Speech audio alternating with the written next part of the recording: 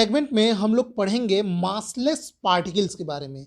Massless particle यानी ऐसा particle जिसका रेस्ट मास जीरो हो। ऐसे पार्टिकल का एक एग्जाम्पल है फोटोन।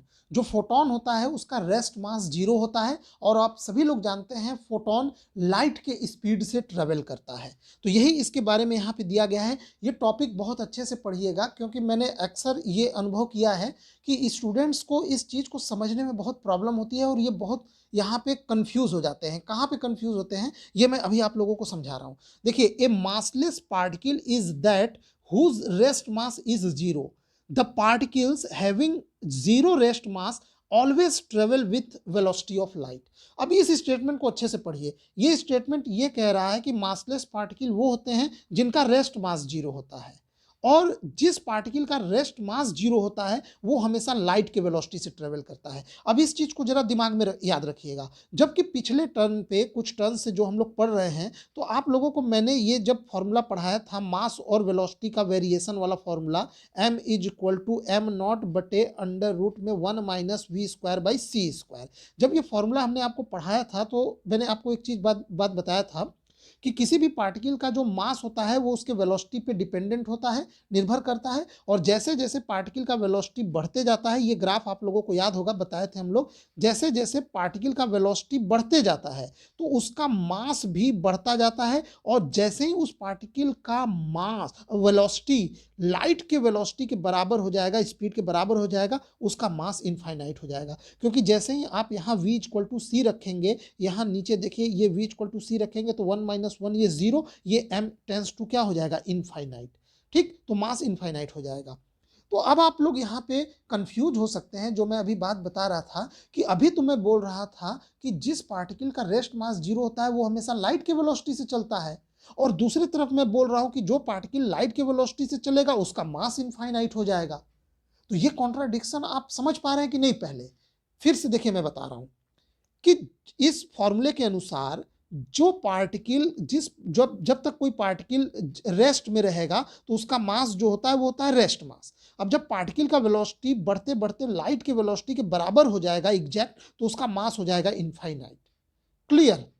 दूसरे तरफ हमने बताया कि जो जिस पार्टिकल का रेस्ट मास जीरो होता है वो हमेशा लाइट के वेलोसिटी से चलता है। यानी लाइट के वेलोसिटी से चलने वाला फोटोन, उसका रेस्ट मास जीरो है तो उसका मास जो है वो इनफाइनाइट क्यों नहीं हो रहा है? तो यहां पे एक कंफ्यूजन हो सकता है। तो एक चीज यहां पे ध्यान रखिएगा, यहां पे जो बात की जा रही है वो रेस्ट मास की बात की जा रही है, जनरल मास की बात नहीं की जा रही है। कोई भी पार्टिकल जिसका रेस्ट मास कुछ न कुछ है, ध्यान से सुनिएगा, जिसका रेस्ट मास कुछ न कुछ है, अगर उस पार्टिकल का वेलोसिटी लाइट के वेलोसिटी के बराबर होगा तो ऐसे पार्टिकल का मास इनफाइनाइट चला जाएगा। ठीक, यानी उसका रेस्ट मास कुछ न कुछ होना चाहिए पहले से। वहीं दूसरी तरफ अगर किसी पार्टिकल का रेस्ट मास ही जीरो है तो वो पार्टिकल हमेशा लाइट के वेलोसिटी से चलेगा। उसका वेलोसिटी कभी लाइट से कम हो ही नहीं सकता क्योंकि उसका रेस्ट मास जीरो है। अब उसको हमेशा चलना पड़ेगा, लाइट के स्पीड से ही चलना पड़ेगा, तभी उसका कुछ न कुछ मास और मोमेंटम निकल कर आएगा। यही फोटोन के केस में होता है।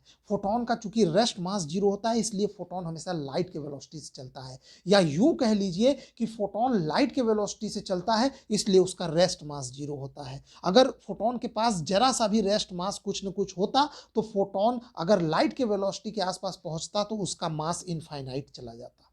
समझ में आया? तो आप सीधा सा बात अपने दिमाग में बिठा लीजिए, अगर किसी पार्टिकल का रेस्ट मास जीरो है तो उसको हमेशा लाइट के वेलोसिटी से ही ट्रेवल करना पड़ेगा, तभी वो एग्जिस्ट कर पाएगा, नहीं तो उसका एग्जिस्टेंस नहीं हो पाएगा। और अगर किसी पार्टिकल का कुछ न कुछ रेस्ट मास है और अगर वो लाइट के वेलोसिटी से चला तो उसका मास बढ़ के इनफाइनाइट हो जाएगा। क्लियर? यहाँ पे इस चीज को आप क्लियर कर लीजिएगा। चलिए अब हम लोग इसके बारे में और पढ़ते हैं। तो ये तो मैंने आपको बता ही दिया, a massless particle is that whose rest mass is zero. The particles having zero rest mass always travel with velocity of light. If a particle having rest mass m naught travels with velocity v, then its relativistic energy E and momentum are given by। देखिए ये formula तो आप लोग जानते हैं, उसका energy कितना हो जाएगा m इंटू सी स्क्वायर, यहाँ ये m नॉट रेस्ट मास के टर्म में ये आ जाएगा, और मोमेंटम क्या हो जाएगा m इंटू वी, तो m की जगह ये वाला फॉर्मूला रख दीजिए, m nought by under root 1 minus v square by c square, तो इसका ये एनर्जी हो गया, ये हो गया मोमेंटम। लेकिन अब हम लोग फोटोन का रेस्ट मास निकालते हैं, रेस्ट मास ऑफ फोटोन। तो फोटोन का ये मोमेंटम जो है पी, ये जो ऊपर फॉर्मूला लिखे हैं उसी फॉर्मूले से हम लोग आगे बढ़ते हैं, ये है मोमेंटम फोटोन का।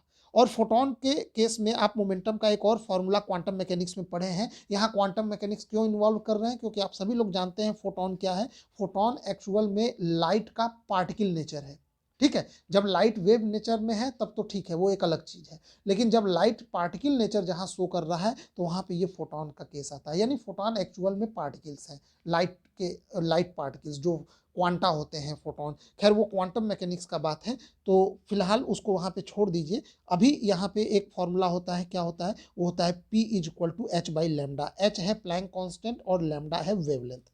अब यहाँ पे जैसे ही आप इसको रखेंगे, पुट करेंगे, तो यहाँ से m नॉट की वैल्यू निकालिए, तो ये फॉर्मूला आ गया। अब आप फोटोन के केस में जानते हैं कि फोटोन का वेलोसिटी लाइट के वेलोसिटी के बराबर होता है, तो v इक्वल टू सी रखेंगे, तो यहाँ v इक्वल टू सी रखिए तो 1 माइनस 1 ये 0 आ जाएगा, तो m नॉट क्या आ गया 0। तो यहाँ से हमने क्या प्रूफ किया, hence the rest mass of photon is 0 होता है। क्यों, क्योंकि फोटोन की वेलोसिटी लाइट की स्पीड के बराबर होता है। अब देखिए, मान लेते हैं कि यदि उसका रेस्ट मास 0 है और उसका वेलोसिटी लाइट के वेलोसिटी से कम है, वही केस में बता रहा था कि फोटोन को मजबूरन लाइट की स्पीड से चलना पड़ेगा, नहीं उसका एग्जिस्टेंस ही खत्म हो जाएगा। कैसे, देखिए ऐसे, अगर रेस्ट मास 0 है और मान लेते हैं उसका वेलोसिटी लाइट के वेलोसिटी से कम है, सी से कम है, तो ऐसे में उसका एनर्जी भी 0 हो जाएगा और मोमेंटम पी भी 0 हो जाएगा। कैसे, क्योंकि देखिए m नॉट अगर आप 0 रख दे रहे हैं तो इस फॉर्मूले में आप सीधे m नॉट 0 रख दीजिए, क्योंकि v की वैल्यू c से कम है, तो ये पार्ट इनडिटर्मिनेंट नहीं होगा, कुछ ना कुछ होगा, ये भी इनडिटर्मिनेंट नहीं होगा।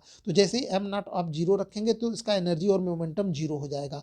तो ऐसे केस में हमने देखा कि अगर किसी पार्टिकल का रेस्ट मास 0 है और उसका वेलोसिटी c से कम हो, तो ऐसे में न तो उसके पास एनर्जी होगा न तो मोमेंटम होगा। इसका मतलब hence a massless particle whose velocity is much less than c has neither energy nor momentum, यानी उसका एग्जिस्टेंस ही नहीं होगा।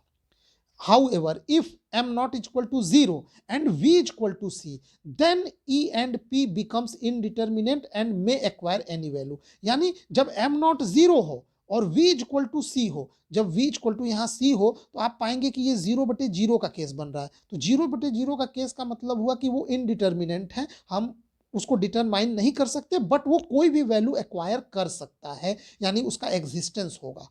हेंस the massless particle यानी photon have energy and momentum are possible only when they travel with velocity of light। और ऐसे case में उसका energy क्या निकल के आएगा, यही ये फॉर्मूला आप लोग पढ़े थे पिछले टर्न पे भी मैंने ये पढ़ाया था, तो उसका ये इसका एनर्जी निकल के आएगा। और जब आप v equal to c put करेंगे, v equal to c put करेंगे, अगर m नॉट इक्वल टू 0 है तो v इक्वल टू क्या आएगा, सी सॉरी उल्टा बोल दिया मैंने, इसी फॉर्मूले में आप m नॉट 0 रख दीजिए, तो उसका m नॉट 0 रख दीजिए, तो इफ अच्छा सॉरी, ये एनर्जी का फॉर्मूला तब आता है जब m नॉट जब v इक्वल टू सी हो, यहाँ पे ये वाला केस।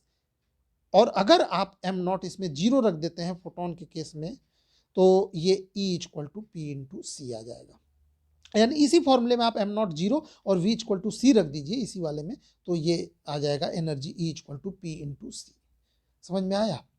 तो ये हमने पढ़ा मासलेस पार्टिकल यानी फोटोन के बारे में, ठीक है। तो मेरे ख्याल से आपको ये सेगमेंट पसंद आया होगा। तो यहाँ पे तो ये ख़त्म हो गया पूरी तरह से। अब हम लोग नेक्स्ट यूनिट देखेंगे, ठीक है। तो और हाँ, इस यूनिट के जितने भी लेक्चर्स हैं ये सभी प्लेलिस्ट में, इसका अलग से प्लेलिस्ट बना हुआ है। जैसे इसका प्लेलिस्ट आपको मिलेगा BSc fourth semester physics unit second के नाम से, BSc fourth semester physics unit 2 notes के नाम से। अगर प्लेलिस्ट में खोजने में प्रॉब्लम होता है तो इसी वीडियो के डिस्क्रिप्शन बॉक्स में चले जाइए, वहाँ पे आपको लिंक मिल जाएगा पूरे सभी प्लेलिस्ट के, पूरे बीएससी फिजिक्स का जो पूरा कोर्स है, पूरे कोर्स के सभी यूनिट वाइज वहाँ पे प्लेलिस्ट का लिंक यहाँ पे मिल जाएगा इस वीडियो के डिस्क्रिप्शन बॉक्स में, ठीक। तो इस सेगमेंट में बस इतना ही। वीडियो देखने के लिए आपका बहुत बहुत धन्यवाद।